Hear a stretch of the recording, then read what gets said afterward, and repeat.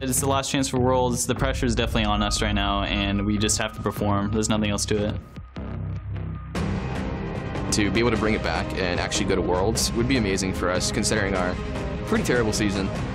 이번 기회를 놓치면 정말 다음 스프링까지 쉬어야 되는 거니까 월드컵 가는 게 엄청 중요해요.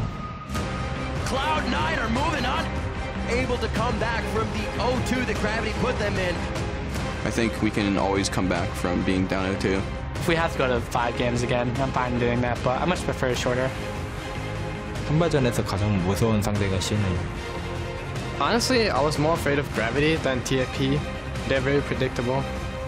Another point of doing this is redeeming ourselves. Being able to prove that we're still a good team and showing the world that. We have to prove ourselves, I think, is the best way to put it. The dream for Worlds is still alive.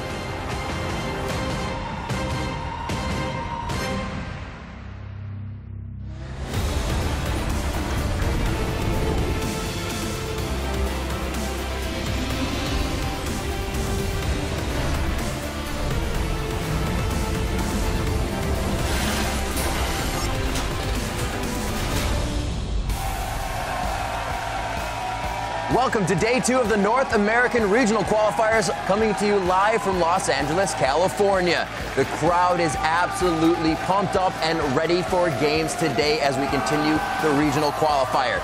Everyone lined up, waiting outside to get in and watch Cloud9 taking on their games today. It's going to be absolutely amazing. Cloud9 walking in right now, and Apollo and Gate go ahead, getting their bot lane synergy and mid lane synergy in as they nom down in some food to get ready for the games today. Hello, everyone. I am Rivington Bison III, and helping me throw off Dash's Analyst Desk Reign of Terror. It's going to be Aiden Zyrene Moon and our special guest, Brandon St. Vicious DeMarco. Gentlemen, thank you for joining me. Thank you for having us. Down with Dash!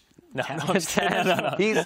He's testing out the island right now, so we'll see if he's getting the coconuts, able to bring him down. Making sure he's got that route down. We're going through but I think this is the first day Dash hasn't been on the desk.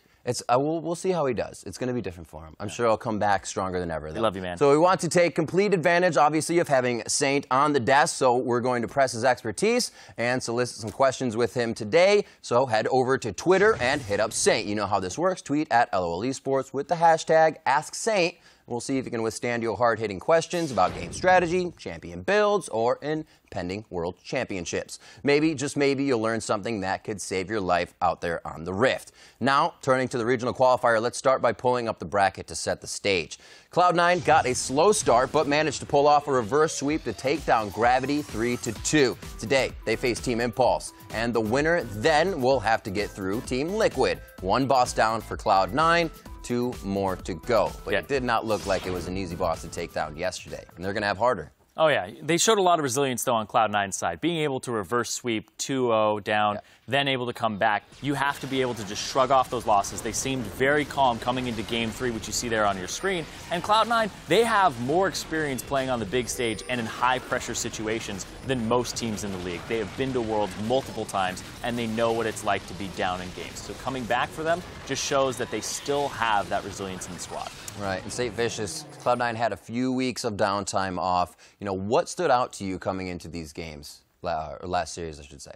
I mean, really, the fact that they ran the Amumu Karma, of course, stood out, but I like the fact that they were able to adapt, you know, halfway through the series and like, okay, this isn't working for us, we need to change it up, and we need to move towards a different route. And they went with kind of the farm-heavy jungles for high, where we went with the Shyvana and the Kazakhs. And they just changed up their whole play style and it worked out for them. Do you feel like with the way that Cloud9 was playing it, there was room for the Amumu to work in that composition? I mean, it's still Amumu at the end of the day. Like, so what's that mean? I mean, Mumu just, there's a reason that it's not played in competitive play. It just gets outpaced by every jungle. Like, the ganks are kind of wonky. And especially since it was the only engage tool in Cloud9's team comp, it's like, once they get QSS or cleanse or anything like that, it's super difficult for the Mumu to just lock everybody up because there's no follow-up. That's exactly what we saw. Yeah, he wasn't using it appropriately as well. I have no mana! I have no flash! Like, a lot of things that went very wrong besides the composition. But there was things that were going right for Cloud9 as well. Incarnation actually had a really, really good series for himself. Nabbing player of the series, he stepped up in those games. And Incarnation is feeling very confident coming into these games today. And he said in his interview yesterday, he's not afraid to face anyone. And that, honestly, is especially understandable today because he's up against Gate. Gate is a guy who's very punishable in lane. Gate has not had these stellar performances. You put him on wave clears. They also run one-threat compositions that revolve around Apollo and not this guy in the mid lane. And you can see there, even his CS differential at 10, he averages down over all the games he's played so far. So Gate has been very underwhelming coming in, but replacing Xiao on short notice, I don't give him too much blame. I think that's going to be the big deciding factor in the series, too. I think if they can't get Gate on some of the wave clear mids, like an Azir or Victor, and he has to go back to something like the Lulu or God knows what else he's playing, maybe Diana. There's a lot in this series, though, because we've seen both mids play Diana, Victor, and Azir, and then Lulu is another thing that's up both these teams' sleeves. So coming into picks and bans, no mid laner is completely bannable. They'll always have something up their sleeve. Incarnation with Yasuo recently as well. They're trying to really change things up, but his assassins, what everybody was expecting him to play on, haven't actually been that strong. So yeah, I like to see him on Orianna and things like that, too. I think that his control mages are actually a very good thing for Cloud9 to fall back on. Yeah, and I think NA's seen enough Yasuo after the TSM performance on it. So. We got Yasuo fever. I don't know why everybody's locking it in for just willy-nilly. It's not even a Yasuo composition half the time, too. Yeah, I like it with the Gragas, where you have like the whole setup on it, and it's all just goes together really well. But some people are just like, oh, we'll just pick Yasuo. Like, why not? And look good in that game, we can do it too. And we can maybe do it better. So for Team Impulse, there is a trip to Worlds on the line. So you know they were watching yesterday's series to take some notes on Cloud9. I mean, how could you not be? Well, I mean, I got a tweet that Rush wasn't watching and actually playing solo queue. But call me a liar. That aside, Cloud9 showed a very diverse playbook. And while one of the criticisms against Team Impulse was that they were one-dimensional in playoffs, they did try to make some adjustments for their third-place match against Liquid. But it's still the same formula at the end of the day. It's a one-threat composition around Apollo. You put impact on a tank. You have Rush on a champion that tries to affect the early game. And then Adrian is just playing some type of disengage or helpful support. Wave clear mid. And that's the thing, is there's so much on Apollo's shoulders here. And the question is, did Team Impulse reveal all their cards? Or have they been able to cook up something specific for Cloud9? Have they been able to run multi-threat compositions, whether it's Gate, whether it's putting impact on a top lane carry like Gangplank? Yeah, I want to see Impact playing. I mean, he used to play a lot of Rumble, and he used to carry really hard on that champion. I also want to see him maybe on a Gangplank. Like, I feel like just with the dynamic that TIP has now, where Gate's not exactly... Before they had Zhao Wei Zhao, it's like, oh yeah, he's just going to come into the mid-late game. He's going to have a million CS. He'll show up and he'll do some damage. But I don't really think you can count on Gate being that consistent factor. So you need to use your strong points and just go with the fact that Rush and Impact have such great synergy, and they just go off and carry the game through that. And that's another lane I want to look at quick. We're talking about Gate and Incarnation, but that's quickly affected by Rush and High. And how do you think that matchup is going to go, being a jungler yourself? I don't know how to say it nicely. But I mean, okay, Rush is like way more aggressive to play against, and if you're not ready for it, then he'll just run you over. So I think if High tries to play this farmy playstyle where you just have Shyvana or Kha'Zix, and those champions are not the greatest duelers in the early game if you get caught out, and I think he can punish it really hard. Right. And at Madison Square Garden, Rush did say that they were ready to go to Worlds, but as a third seed, if we had more time. So how do you prepare for a player like High? I know you kind of just asked you this, but now that he can go for the Kha'Zix, the Shyvana, almost play a solo queue style, how do you fight against that?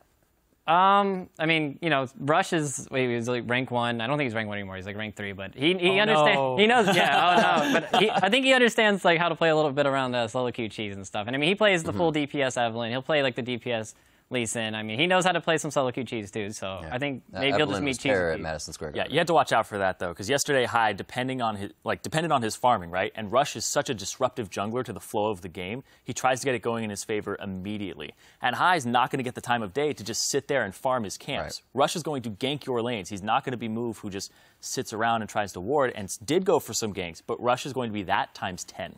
Yeah, and I think just the fact that Move fell behind so far in just the CSing. I mean, he was like trying to play damage control and protect all his lanes, but while he's doing all that, he's just falling so far behind in farm, it doesn't matter. And they just went into team fights, and he just got outscaled. So I don't think that Rush is going to let that happen to himself. Yeah. So looking at picks and bans coming into this one quickly before we throw it over, Soraka actually came out as kind of a what was this Adrian over at Madison Square Garden. Do you think Cloud9's going to be affected by that at all, or overlook it, use their bans for other lanes? I don't know. I think they're going to ban out Nidalee. I think that's one of Rush's best champions. Right. Yeah, Focus Nidalee Rush's out. champion pool. I think Azir is also going to have to be a ban from the red side in this series. And Soraka, I don't know, maybe Lemon's been playing it. Lemon plays a lot of crazy things, right? He had the Karma, which didn't really work out too well, but I don't know if it's actually going to be that highly contested. Maybe it'll come up as a ban because they haven't prepared for it, and that's something you don't want to throw in the strategy. But that's if you have that ban available, because you might have to be banning more and more. I think the Shen's going to be something that comes up. It's true. Mean, you have to worry about the Shen Eve combo that they can pull off, and I think that's like one of TIP's strongest team comps, and they can just snowball the game completely out of control. And Shen's Impact's it's his best champion by far. So. Yeah, and TIP also has to worry about banning Kalista because Apollo's not a very big Kalista player, but Sneaky on the other hand is. That's true. Yeah. Very true. That Shen was also picked up by Balls yesterday. Used nice effect. So as we send it over to our casters to kick off the games, Incarnation says he doesn't expect many surprises from Team Impulse and is feeling confident in the matchup. Honestly, I was more afraid of Gravity than TIP, personally speaking, because it's much harder to draft against Gravity, I feel like, because of their picks. It seems like TIP is a team that doesn't really have many different styles they play, so they're very predictable.